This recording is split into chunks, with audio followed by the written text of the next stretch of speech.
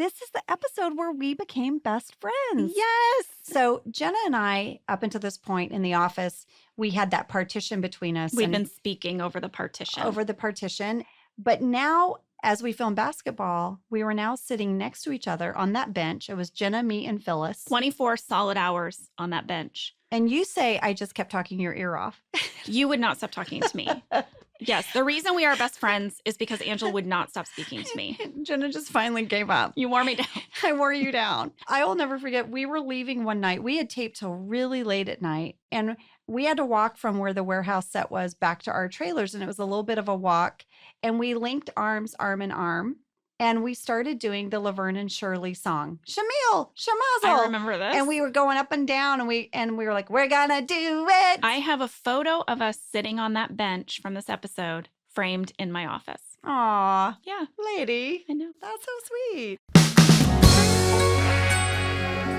Today, we are discussing the basketball episode. This is season 1, episode 5. Boo-boo, boo-boo. It was written and directed by Greg Daniels. That's right. Should we give it a synopsis of the episode? I know you want to, Jenna. In this episode, Michael challenges the guys in the warehouse to a basketball game against the upstairs sales staff. The warehouse workers, led by Daryl, want to make it a friendly game, but Michael insists there be a prize for their winner, or more accurately, a punishment for the losers. Michael suggests the losers have to work on Saturday, and then he taunts Daryl with chicken sounds until Daryl agrees. Correct. But things will get more interesting in this episode. That's not where it ends, Angela. I know. The drama does not end there. Here's another dun-dun-dun paragraph. What yes, you got things here? get more interesting because Pam's fiance, Roy, works in the warehouse. Oh, snap. Yes. So we find out that she is caught between her office crush, Jim, and her actual fiance, Roy. Who's she going to root for, upstairs or downstairs? I don't know. Let's start with some fast facts. It is your favorite part. You know it is. Fast fact number 1, this was Greg Daniels' directorial debut of The Office. Not just any debut of directing. Of all right? directing. Of So all. not just of The Office, but his debut. Now, he told me he had directed actors before for voices on The Simpsons and King of the Hill. Right. He created King of the Hill, for anyone who doesn't know That's that. right. But this was his first time doing on-camera directing. He would go on to direct 12 more episodes of The Office, but this was the first. Yes. And I remember him showing up in his New Balance sneakers, his gray New Balance sneakers, and his like khaki pants. Greg always wears anything he got for free. So like his shirt might have said King of the Hill. His baseball hat might have said The Simpsons. Mindy Kaling used to joke he just wore all his swag all the time. But he showed up so giddy and excited. His enthusiasm and love for this show and this world and characters, it was just so contagious. I just loved it so much. It made me excited. Fast fact number 2, this is the episode where we introduce the character of Daryl. That's right. Played by Craig Robinson. Now, we see him for the first time in The Alliance. He's watching Dwight bust out of the box, but this is the first time he speaks, and this is the first time we learn his character name. Right. This establishes him as a character on the show. Now, I was emailing with Allison Jones, our casting director, because I wanted to know, how did you find Craig Robinson? He is so amazing. And we knew that if the show went on, that this was a character who was going to recur, but who wasn't in the first couple of episodes.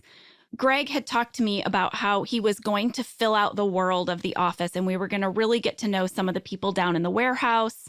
He was going to introduce this character of Daryl as being one of Roy's friends, that they work in the warehouse together. And so Allison had to cast this person who we knew was going to recur, like Roy.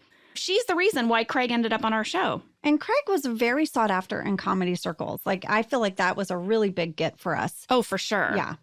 Can we speak about some highlights from the basketball game? Let's do it. Let's do it. When Rain takes his shirt off to be Skins. By the way, Rain, I think, loves taking his shirt off. He loves the shock value of his value. white pasty body. And he liked to stick his belly out and like pat it. Like, Yep. Look at it. Speaking of Rain taking off his t-shirt, I have a note card about that shirt that Dwight wears in the basketball game. All right. All right. So Dwight is wearing a Japanese anime t-shirt in this game, and it's of Kone Kotaka. All right. It comes back in Hot Girl. It does? Yes, this is a Dwight deleted. When? Okay, it's a Dwight deleted scene. I love that our writers kept doing these callbacks. Even if you didn't get to see him as the viewer, that was part of Dwight's character. So this t-shirt that he wore in basketball comes back in Hot Girl as a reference. He holds up a picture of Connie Kotaka and he says, she is my perfect date. Ready? Here's a description of Connie Kotaka that I found online. Okay. And remember, this is Dwight's idea of the perfect date.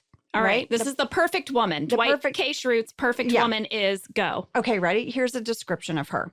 She was orphaned at the age of 10 when both of her parents were assassinated, then taken in by a wealthy but very cruel businessman. So she practiced Aikido in secrecy for years until she could avenge the death of her parents. Wow. That's Dwight's perfect date. Something you guys should know is that where our trailers were, our trailers are where you hang out between scenes, right? Where our trailers were, they put up a basketball hoop. And we would play horse in between scenes. If we had a break, we would all go out there and play horse. And I have a photo of us. And Brian was an amazing shooter. Brian's an amazing athlete. He's a great athlete. Great golfer. So the cast knew this. And so when this episode came about, we all knew what a great shooter he was. But the writers and Greg didn't know. They did not know. And so in between scenes, he would grab a basketball and just start shooting. And he was just sinking them left and right. And it became a thing at the end of the episode. So you'll see him, they just let the camera roll. He makes one shot, gets it in from kind of close to the free point line. Yeah. But then he keeps taking a step back. So by the end, he's well at 3-point range. Yes. And he made, I think it was 13 or 14 in a row. Yes. And they got We show 3 or 4, I think. Yeah, but he actually made, I think it was 14. And we all were there with pins and needles. And when he missed the 15th one, we all cheered. It was so cool. I have to say, this is a funny thing. David Denman and I really hit it off. Yeah, you did. We are good friends in real life. We especially hit it off in this episode. And it was weird because I think I had spent a lot of time talking to John Krasinski between scenes. And now I was talking to David Denman. And John was like, hey, where's my friend go? Yeah. But he became a really, really good friend of mine outside of the office. And I think it's probably a weird thing for people to imagine that one of my best connections on the show was with David Denman, who played my jerk boyfriend, Roy. Your jerk boyfriend. I'm sure right now if you guys went out for lunch and you and him walked in, people would be like, why are you with Roy? It's so true. Where's Jim? I know. I had lunch with Rainn Wilson and people lost their minds. People were like, oh my God, Dwight and Angela. Oh, you have to tell about when John actually got hurt. Yes. We actually had a real injury and they just kept the camera rolling. They did. This was not scripted. It's the part where Roy knocks Jim in the nose. And his nose is bleeding. That was just David Denman blocking, getting a ball and blocking out. There was some real basketball competition. It did when they were playing. The dudes got a little testosterone. They got a little duty. Yeah, they got a little duty. But he did. He threw his elbow back, not knowing that John was there, and clocked John. And his nose started gushing blood. I think that sound you hear is his nose. I asked Dave Rogers, our editor. Yes, because I remember the debate when they were editing this episode. Well, we heard it in real time. You can hear it in real life. We were like, dang. Yes, we knew. We were like, is his nose broken? Yeah. And we had to pause and ice pack him. First of all, they didn't stop rolling. They kept documenting it. They kept documenting it. And so we see that John ran off because he was in pain and his nose starts bleeding. And I didn't know what to do. So I picked up that freaking first aid kit. And I walked over to him and then I was like, wait, what am I doing? There's nothing in that kit. There's nothing in that kit. It's empty. Should we also talk about the Jim Pam part of this episode? Yes, because they have such an awkward, flirty scene. That is so funny to me. Jim is going to go to the mall for the weekend if he doesn't have to work. The outlets, right? The outlets. Yeah. The outlet malls. Yeah. And then Pam said that if Roy wins, they're going to take the wave runners up to the lake. Yeah, I love it. And Jim says, well, I think Roy's going to be working. So I think you're going to be coming to the mall with me, just if you want to save big on brand names. Super cute. But I have to say that whole wave runner backstory, that was based on a backstory that I wrote about Pam and Roy. Okay, so go. So what was your backstory So my for yourself? backstory was that they had been saving money for the wedding. And about a year into their engagement, without telling Pam, Roy spent the money on a pair of wave runners with his brother. This is perfect, Jenna. Yeah. This is perfect. And he, so he and his brother bought these pair of wave runners with their wedding money. But, Roy was like, we're going to have so much fun with these. So it broke Pam's heart. These wave runners. Yeah. And I told Greg this story, just bantering with him. And he was like, oh my gosh, I love that. We got to put that in.